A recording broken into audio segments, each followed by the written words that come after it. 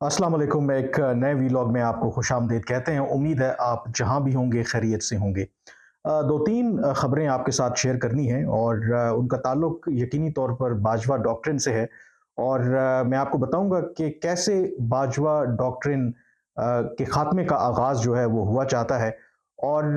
वैसे भी जो बाजवा डॉक्ट्रिन जिसके नतीजे में इमरान खान वज़ीर-ए-आज़म बने, उनकी हुकूमत जो है मार्ज़ वजूद में आई और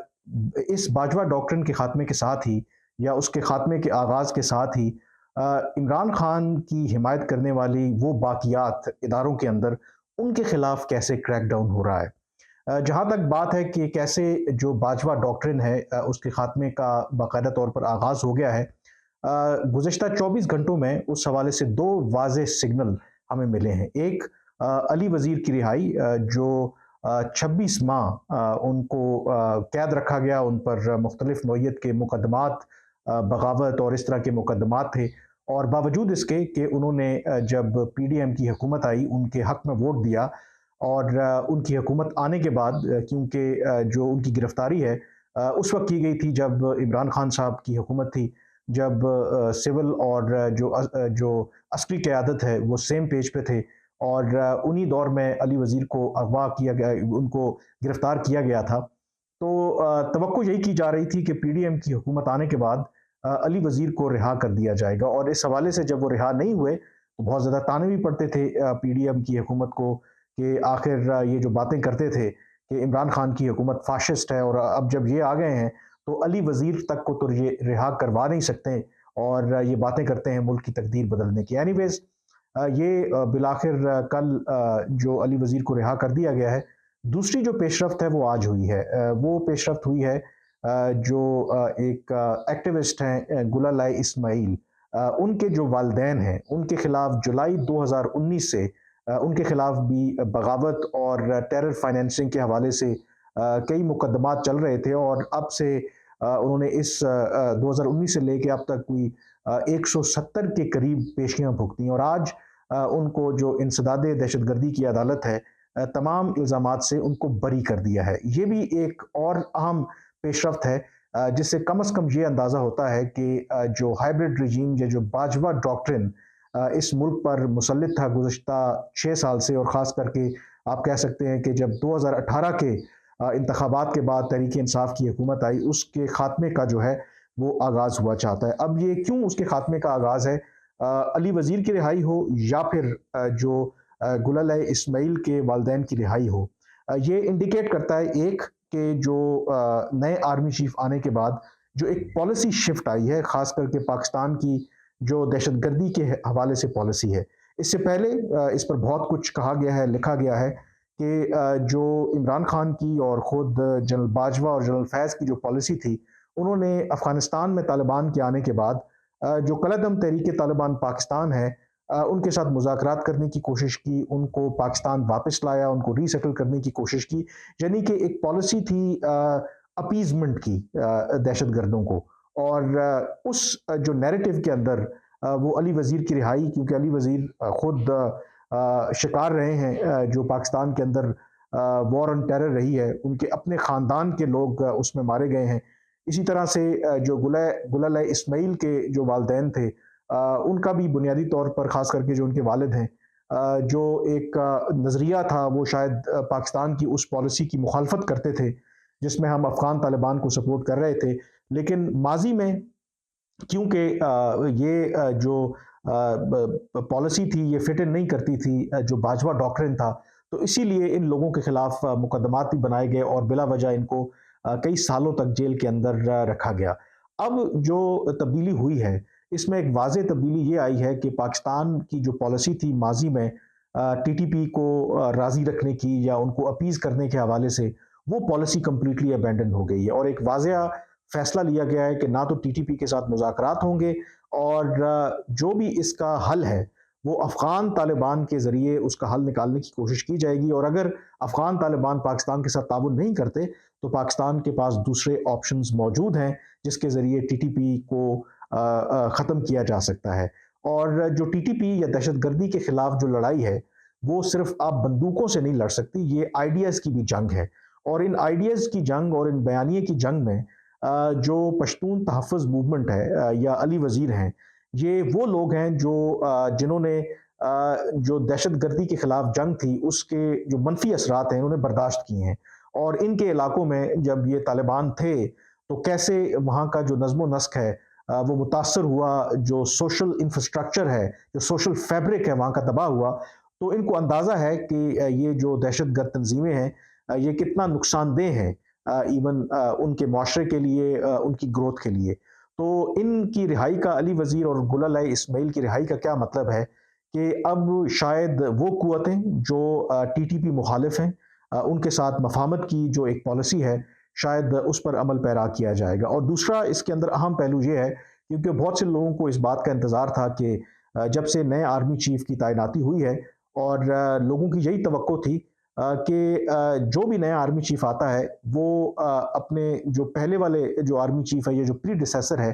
اس کی پالیسی لے کر نہیں چلتا، وہ اس کا بیگیج لے کے نہیں چلتا۔ لیکن ابھی تک شاید لوگوں کو یہ لگ رہا تھا کہ جو ماضی کی جو پالیسیاں ہیں وہی کنٹینیو کر رہی ہیں۔ خود عمران خان نے بھی یہ کہا کہ باجوہ ڈاکٹرن جو ہے وہ آج بھی چل رہا ہے، لیکن یہ جو دو ڈیولپمنٹس ہوئی ہیں اس سے ایک واضح ہے کہ چیزیں جو ہیں اب اس طرف جا رہی ہیں کہ جو باجوہ ڈاکٹرن کے خاتمے کا آغاز وہ ہوا چاہتا ہے۔ اب جو باجوہ ڈاکٹرن تھا وہ بنیادی طور پر تھا کیا؟ اس کی وجہ سے جو پاکستان کو نقصان ہوا سیاسی اعتبار سے، معاشی اعتبار سے، جن مسائل سے آج دوچار ہیں ہم، اس کی سب سے بڑی وجہ وہ باجوہ ڈاکٹرن تھا۔ اور اس باجوہ ڈاکٹرن کے تحت سب سے پہلے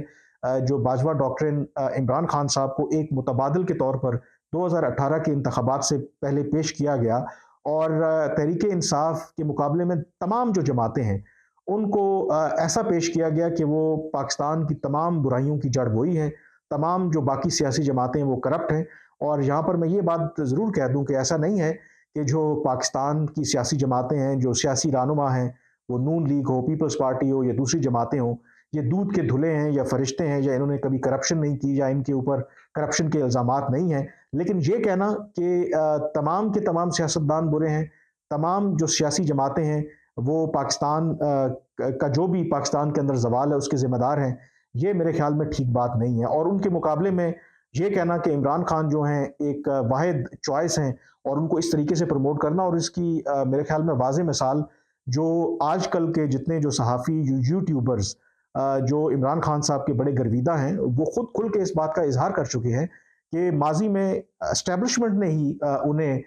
جو بھی مبینہ طور پر نون لیگ، پیپلز پارٹی اور جو دوسری جماعتیں تھیں عمران مخالف، ان کے خلاف کرپشن کے ان کو ثبوت دیے، ان کو یہ ان کی برین واشنگ کی کہ یہ لوگ تو بہت کرپٹ ہیں اور عمران خان بہت ایماندار ہیں، اور یہ بات کسی سے ڈھکی چھپی نہیں ہے۔ لیکن جب پچھلے سال اپریل میں تحریک عدم اعتماد کے ذریعے عمران خان کو ہٹایا گیا اور اس بیانیے میں تبدیلی آئی اور عمران خان بھی بالآخر اسٹیبلشمنٹ کے لیے برے ٹھہرے، تو پھر وہ یوٹیوبرز اور وہ صحافی جن کی ایک برین واشنگ کی گئی تھی انہوں نے اس بات سے ماننے سے انکار کر دیا۔ اور اسی وجہ سے ایون اداروں کے اندر بھی باوجود اس کے کہ جو بھی باجوہ نے اپنی پالیسی کو ڈیفینڈ کرنے کی کوشش کی کہ جو انہوں نے ایک یو ٹرن لیا، جو تحریک انصاف سے اور عمران خان کو جو سپورٹ پہلے دے رہے تھے وہ سپورٹ وڈرا کی، لیکن اداروں کے اندر اس کے باوجود عمران خان کی جو سپورٹ ہے وہ جاری رہی۔ اب جو میں نے پہلے بھی ایک وی لاگ کیا تھا جس میں میں نے تذکرہ کیا تھا کہ اداروں کے اندر اس وقت خاص کر کے نئے آرمی چیف کے آنے کے بعد ڈیفینیٹلی ایک کریک ڈاؤن جو ہے وہ جاری ہے، خاص کر کے ان لوگوں کے خلاف جنہوں نے پچھلے ادوار میں ایک تو وہ کرپشن میں ملوث رہے، جنہوں نے اختیارات کا ناجائز فائدہ اٹھایا، دوسرا وہ مورل کرپشن میں بھی انوالو رہے، تیسرا انہوں نے ادارے کی کلیئر کٹ پالیسی کے باوجود انہوں نے اسے ڈیویٹ کیا، انہوں نے آرڈرز کو وائلیٹ کیا، اور اس کے باوجود انہوں نے پولیٹیکل انجینئرنگ کرتے ہوئے عمران خان کو سپورٹ کیا۔ اور جو میری معلومات ہیں کہ اب ایسے نیٹ ورک اور ایسے لوگوں کے خلاف اندرون خانہ جو ہے وہ کارروائی ہو رہی ہے، اور یہ عین ممکن ہے کہ اس میں کچھ بڑے نام جو ہیں وہ شکنجے میں آ جائیں، جس میں جنرل فیض کا نام جو ہے وہ سر فہرست ہے۔ اب جب میں نے یہ وی لاگ کیا تو یقینی طور پر لوگوں کا یہ ایک لیجٹمیٹ سوال تھا کہ کیا پاکستان میں یہ تصور کرنا کہ آرمی چیف کوئی بھی ہو وہ کسی اپنے سابقہ جرنیل کے خلاف اس طرح کی کارروائی کرے گا، ان کا احتساب کرے گا، یہ شاید میرے خیال میں احمقوں میں مطلب کوئی احمق ہی ہوگا کہ اس طرح کی بات سوچے۔ یہ بات بالکل ٹھیک ہے کیونکہ فوج کے اندر ان کے اپنے جتنے بھی اختلافات ہوں، ایک بات بڑی واضح ہے کہ شاید یہ اپنے اختلافات جو ہیں وہ پبلک میں نہیں لاتے، اور ایک حد سے آگے یہ ایون اپنے جرنیلوں کے خلاف بھی کارروائی نہیں کرتے۔ اور اس کی سب سے بڑی مثال ہمارے سامنے حال ہی میں جنرل مشرف کا انتقال ہوا، باوجود اس کے کہ ان کو اسپیشل کورٹ نے غداری کے الزام میں سزائے موت دی تھی، اور اس کے علاوہ 2 دفعہ ان پر آئین توڑنے کا الزام تھا، اور ایون آئین توڑنے کے علاوہ جو کارگل کے اندر جو غلط فیصلہ انہوں نے کیا، جس کے نتیجے میں ہزاروں پاکستانی جوان اور افسران کی جو قیمتی جانیں ضائع ہوئیں، وہ جو بلنڈر اور مس ایڈونچر کیا اس پر ان کا کورٹ مارشل بندہ تھا، لیکن اس کے باوجود انہیں جو فوج کا بھرپور جو پورا اعزاز ہے اس کے ساتھ دفنایا گیا، کیونکہ فوج ایون کہ مشرف جیسا شخص جس نے 2 دفعہ آئین توڑا ہو، کارگل میں مس ایڈونچر کیا ہو، وہ ان کو پبلکلی ہیوملیٹ کرتے یا ہیوملیٹ ہوتے دیکھنا نہیں چاہتے۔ تو یہ ایک لیجٹمیٹ کنسرن ہے، یہ بڑا ایک ویلڈ ریزن ہے۔ لیکن جو میری معلومات ہیں، کہتے ہیں نا کہ ہمیشہ دیر از آلویز اے فرسٹ، کہ کبھی کبھی کوئی پہلا قدم کسی نے لینا ہوتا ہے۔ جو مختلف لوگوں سے میری جو بات ہوئی، ان کا خیال ہے کہ شاید یہ جو موجودہ آرمی چیف ہیں جنرل عاصم منیر، ان کے دور میں وہ ہو جائے جو ماضی میں کبھی نہیں ہوا، یعنی کہ یہ ہو سکتا ہے کہ ایون آرمی چیف رہتے ہوئے اپنے ہی جرنیلوں کے خلاف، اگر ان کے خلاف اس طرح کے ثبوت آتے ہیں تو وہ ان کے خلاف کارروائی کر سکتے ہیں، اور اس چیز کا بالکل امکان موجود ہے کہ اگر کل اس شکنجے میں کچھ بڑے نام آ جائیں جو کل تک سیاہ و سفید کے مالک تھے، اور کل آپ کو سلاخوں کے پیچھے نظر آئیں یا ان کو کوئی سزا ہوتی نظر آئے، تو یہ کوئی حیران کن بات نہیں ہے، کیونکہ جو لوگ جنرل عاصم منیر کی شخصیت سے واقف ہیں، ان کا جو سب سے پہلا اس وقت ترجیح ہے اور مینڈیٹ ہے، وہ کر یہی رہے ہیں کہ جو باجوہ کے دور میں جو اسٹیبلشمنٹ اور جو فوج کی جتنی بدنامی ہوئی ہے، جس طریقے کی وہ کارروائیاں کرتے رہے اور جو بگاڑ پیدا ہوا ہے، وہ اس کو کریکٹ کرنے کے، یعنی کہ جو اپنا گھر ہے اس کی صفائی کرنے میں اس وقت وہ مصروف ہے، اور اس میں اگر بڑے بڑے نام آتے بھی ہیں تو ان کو بھی وہ نہیں چھوڑیں گے۔ جو لوگ قریبی جانتے ہیں ان کا تو یہی خیال ہے کہ شاید ایسی صورت میں بڑے بڑے جو لوگ ہیں اور جرنیل ہیں ان کا نام آ سکتا ہے، اور ماضی کی یہ اگزامپل دینا کہ کوئی بھی آرمی چیف اس کے اختلافات کسی بھی جرنیل سے جتنے مرضی ہوں، لیکن وہ ایک حد سے زیادہ ان کے خلاف کارروائی نہیں کرے گا۔ کچھ لوگوں کا خیال ہے کہ شاید یہ والی بات جو ہے جنرل عاصم کے اوپر شاید صادر نہیں آتی، اور میں یہ بھی آپ کو بتا دوں کہ کچھ حلقوں کا یہ خیال ہے، دو کہ I think it is still premature اور فار فیچڈ، کہ عین ممکن ہے کہ شاید اس سارے معاملے کے اندر ابھی نہیں، ایونچولی جنرل باجوہ بھی اس سارے جو شکنجے میں وہ آ سکتے ہیں، اور ان کے خلاف بھی کافی لمبی چارج شیٹ ہے، اور نہ صحیح تو کم از کم جو ان کی جو ایک اثاثوں کی سٹوری ہے، بے شک اس کو اس وقت وقتی طور پر دبا دیا گیا، لیکن یہ بات حقیقت ہے کہ جب یہ سٹوری احمد نورانی کی آئی تو فوج کے اندر بھی بہت بڑا ایک سیٹ بیک تھا، جھٹکا لگا تھا۔ وہ لوگ جو ایون کے باجوہ کو سپورٹ بھی کرتے تھے، تو ان کے لیے یہ بہت جھٹکے والی بات تھی اور حیران کن بات تھی، اور وہ بھی یہ سوال کرتے تھے کہ چلیں باقی باتیں اپنی جگہ پہ، کہ جو بھی یہ 12 ارب روپے کے اثاثے ہیں ان کو جسٹیفائی کرنا تو پڑے گا، اس کے حوالے سے جو بھی آپ کہہ سکتے ہیں کہ رسیدیں ہیں یا جو بھی باقی جو منی ٹریل ہے وہ تو دینی پڑے گی۔ تو یو نیور نو، ان پاکستان کے اندر آپ کو پتا ہے کہ کچھ بھی ہو سکتا ہے، ہو سکتا ہے کہ آئندہ آنے والے عرصے میں یہی کیس جنرل باجوہ کے لیے ایک بہت بڑا چیلنج بن جائے، اور ہو سکتا ہے کہ وہ پاکستان بھی نہ رہ سکیں۔ تو یہ اس وقت صورتحال ہے کہ جو باجوہ ڈاکٹرن ہے اس کا سلولی بٹ شورلی خاتمے کا آغاز ہو چکا ہے، اور اس میں آگے آپ دیکھیں گے کہ گریجولی بہت سی ایسی چیزیں آپ کو نظر آئیں گی کہ جس میں آپ کو لگے گا کہ جو ماضی میں جو پالیسیز رہیں سیکیورٹی اسٹیبلشمنٹ کی، اس میں واضح آپ کو ایک فرق نظر آئے گا، اور باجوہ ڈاکٹرن کے خاتمے کا یہ بھی مطلب ہے، جیسے میں نے آپ سے کہا کہ اداروں کے اندر جو عمران خان کی باقیات ہیں ان کا بھی خاتمہ ہو رہا ہے، اور عمران خان کے لیے میں پہلے بھی یہ کہہ چکا ہوں کہ شاید آئندہ آنے والے جو مہینے ہیں وہ بہت مشکل ہوں گے۔ ایک اس کی وجہ یہی ہے کہ جو موجودہ آرمی چیف ہیں جب ان کو اپوائنٹ کیا جا رہا تھا، ایک تو جب وہ ڈی جی آئی ایس آئے تھے ان کو عمران خان نے ایک ہیوملیٹ کر کے ان کو نکالا، اور اس کے بعد جب ان کی آرمی چیف کی تعیناتی ہو بھی رہی تھی اس وقت بھی عمران خان صاحب نے काफ़ी कोशिश की कि इनकी तैनाती ना हो पाए। इनफैक्ट बंद कमरों में कुछ लोगों के साथ आर्मी चीफ की तैनाती होने से पहले उन्होंने जनरल आसिम के बारे में बहुत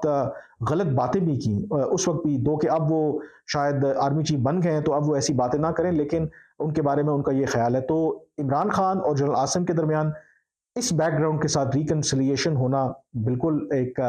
नामुमकिन है, मोजे से कम नहीं होगा। और दूसरा, सितंबर में एक और बात आप याद रखें कि सुप्रीम कोर्ट के अंदर चीफ जस्टिस आ जाएंगे, जस्टिस काजी फायज ईसा। तो ये भी इम्कान है कि इमरान खान को जो अदालतों के अंदर एक सपोर्ट मिलती है, क्योंकि इमरान खान की जो सपोर्ट बेस है या बाकियात हैं जो सपोर्ट करने वाले हैं, वो अदालतों के अंदर भी मौजूद हैं। तो वो जब सपोर्ट बेस नहीं रहेगी, तो जब चीफ जस्टिस काजी फायज ईसा बन जाएंगे, तो फिर इमरान खान को जो अभी जिस तरह की उनको रियायतें मिलती हैं, जिस तरह की फैसिलिटेशन मिल रही है, वो शायद सहूलत कारी जो है उनको सितंबर के बाद वो भी अवेलेबल नहीं होगी। तो इमरान खान साहब के लिए बहुत मेरे ख्याल में आइंदा आने वाला जो वक्त है वो काफ़ी